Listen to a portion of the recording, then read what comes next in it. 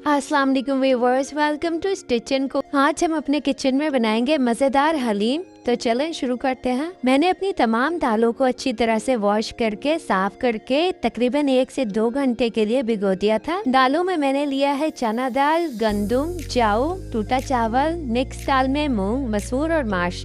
Quantity मैंने screen पे भी मेंशन कर दी है, आप काइंडली से चेक कर लीजिएगा। मेरी दाल को भीगे हुए तकरीबन 2 से ढाई घंटे हो चुके हैं। देखिए कितनी सॉफ्ट नजर आ रही है। तो अब चलते हैं आगे की तरफ। सबसे पहले हमें कोरमा रेडी करना है, तो चले आए कोरमा तैयार करने की तैयारी करते हैं। सबसे पहले मैंने एक बड़ा पतीला लिया है और उसके अंदर तकरीबन आधा किलो के करीब घी शामिल किया है। अब मैंने आधा से 1 किलो प्याज लिया है और उसको स्लाइस कटिंग में काट कर उसको फ्राई करना स्टार्ट किया है। प्याज को हमें ज्यादा फ्राई नहीं करना है, बस जैसे ही थोड़ी सी सॉफ्ट हो जाए तो हमें अपना गोश्त शामिल कर देना है। मैंने तकरीबन 5 किलो के करीब गोश्त लिया है और उसको थोड़े दरमियाने टुकड़ों में काट लिया है। आप चाहें तो छोटे टुकड़े भी कर सकते हैं। अब मैं यहाँ अपने गाय के गोश्त को तेल और प्याज के साथ अच्छी तरह से मिक्स करती जा रही हूँ। भुनाई के दरमियान ही मैंने पूरा 1 पैकेट के करीब कोरमा मसाला शामिल किया है। फिर हम दोबारा से भुनाई स्टार्ट कर देंगे ताकि हमारे मसाले का कच्चापन भी दूर हो जाए और साथ साथ हमारा गोश्त भी भुनना स्टार्ट कर जाए। ये देखें जिस तरह से मैं आपको वीडियो में दिखा रही हूँ, आपको भी बिल्कुल इसी तरह से स्टेप्स फॉलो करने हैं,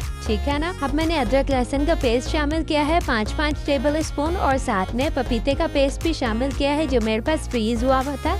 अगर आपको जल्दी है गोश्त गलाने की तो आप डाल सकते हैं, वरना आप स्किप भी कर सकते हैं। बस अब सारी चीजों को अच्छी तरह से भूनते चले जाएं। अब इस स्टेज पे मैंने तकरीबन आधा पाव के करीब पीसा गरम मसाला शामिल किया है। दरमियान में आप जो भी ऐड करते चले जाएंगे, सबको अच्छी तरह से मिक्स करते जाइएगा। मैंने यहाँ थोड़ा सा कच्चा पपीता और ऐड किया है क्योंकि मुझे थोड़ी सी जल्दी थी गोश्त गलाने की। अगर आपके पास टाइम है तो आप कच्चा पपीता स्किप भी कर सकते हैं। अब मैंने खूबसूरत कलर के लिए 3 से 4 टेबल स्पून के करीब कश्मीरी लाल मिर्च का पाउडर डाला है। ये ऑप्शनल स्टेप है, आप चाहे तो डाल सकते हैं और अगर ना दिल करे तो मत डालें। और अब अच्छी तरह से हम गोश्त की भुनाई करेंगे। वैसे तो भुनाई ऑलमोस्ट हो चुकी है, हमारे मसाले ने तेल ऑलरेडी छोड़ दिया है।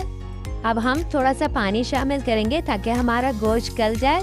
आप अपने हिसाब से पानी डाल सकते हैं, जितना आपको लगे हाँ इतने में गोश्त गल जाएगा। और फिर लिड कवर करके थोड़ी देर छोड़ दें ताकि स्टीम में हमारा गोश्त गल जाए। बस अब बीच में थोड़ी देर बाद मैं कोरमे के सालन को अच्छी तरह से चलाती जाऊंगी ताकि मेरा कोरमा नीचे लग ना जाए, ठीक है। आप भी बीच में चलाते रहिएगा। बस अब जैसे ही हमारा गोश्त गल जाएगा हमारा कोरमा रेडी हो चुका होगा, ठीक है ना। ये देखिए तकरीबन आधा घंटा गुजर चुका है और हमारे कोरमे की शक्ल कितनी मजे की निकल आई है। अब हम अपने गोश्त की गलावट चेक करेंगे और माशाल्लाह से देखें हमारा गोश्त अच्छी तरह से गल चुका है, यानी हमारा कोरमा बिल्कुल रेडी है श्रेड करने के लिए। बस अब हम अपने कोरमे की बोटियों के इस तरह से रेशा करेंगे। कोई हार्ड एंड फास्ट रूल नहीं है, आपको जिस तरह आसान लगता है आप उस तरह से रेशा करना स्टार्ट कर दें एक एक करके। यकीनन ये प्रोसीजर थोड़ा सा लेंथी हो सकता है, लेकिन यकीन माने ये बहुत सेटिस्फाइंग है। ये देखें मैंने अपने सारे कोरमे की बोटियों का अच्छी तरह से रेशा कर लिया है। अब मैं अपनी भिगोई हुई दालों को कुकर में चढ़ा दूंगी ताकि वो गल जाए जल्दी और हमें गोटा कम लगाना पड़े। मेरी हलीम की क्वांटिटी ज्यादा थी इसलिए मैंने 2 जगह कुकर में चढ़ाया है। आप चाहे तो बिना कुकर के भी कर सकते हैं। 15 से 20 मिनट बाद ही दाल अच्छी तरह से गल चुकी है। अब हमें अपनी देग के अंदर उबला हुआ पानी लेना है और उसके अंदर जो भी दालें हमने बॉईल की थी और गलाई थी वो ऐड करनी है। अब से आगे हलीम में जितना भी पानी डलेगा वो सारा बॉयल पानी ही डलेगा, इस बात का आपको खास ख्याल रखना है, ठीक है। अब हम हलीम का मसाला शामिल करेंगे। मैंने यहाँ कौन सा मसाला यूज किया और कितनी क्वांटिटी में यूज किया है वो सारा कुछ मैं स्क्रीन पर मेंशन कर दूंगी, आप वहाँ से टैली कर लीजिएगा। बाकी मसाले की क्वांटिटी आप अपने हिसाब से कम और तेज कर सकते हैं, वो आपकी अपनी पर्सनल चॉइस है। अब आप तमाम मसाले को हलीम के मिक्सचर के अंदर अच्छी तरह से बड़े स्पून के साथ मिक्स कीजिएगा। बेहतर होगा कि आप मसाला घोल कर डालें, मैंने तो ऐसे ही डाल दिया था क्योंकि मिक्स हो ही जाएगा।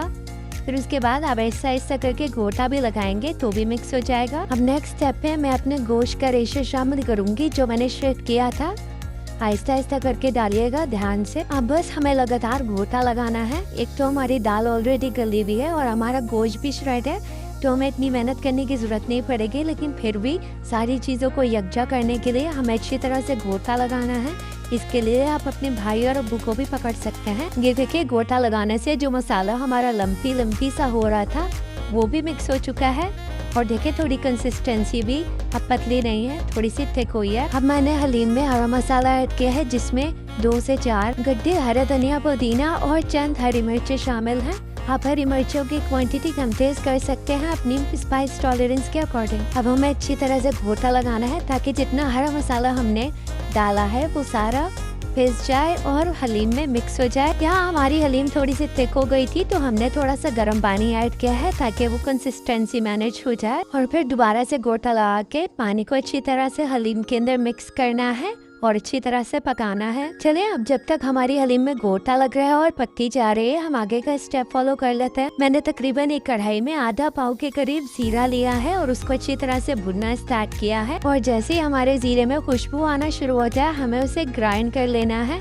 थोड़ा फाइन ग्राइंड कीजिएगा। अब मैं ये पाउडर हलीम के अंदर शामिल करूंगी। इससे क्या होगा, फ्लेवर भी बहुत अच्छा आएगा और अरोमा भी बहुत अच्छा निकल के आएगा। अगर आप भी चाहते हैं आपकी हलीम बेस्ट बने तो आपको भी ये स्टेप स्किप नहीं करना है, ठीक है। अब हमें गोटा लगाते हुए तमाम मसाला हलीम के अंदर मिक्स कर लेना है और अच्छी तरह से पकाना भी है ताकि इसका कच्चापन थोड़ा दूर हो जाए। अब मैंने तकरीबन 6 से 7 दरमियानी साइज की प्याज को स्लाइस कटिंग में करके फ्राई करना स्टार्ट किया है।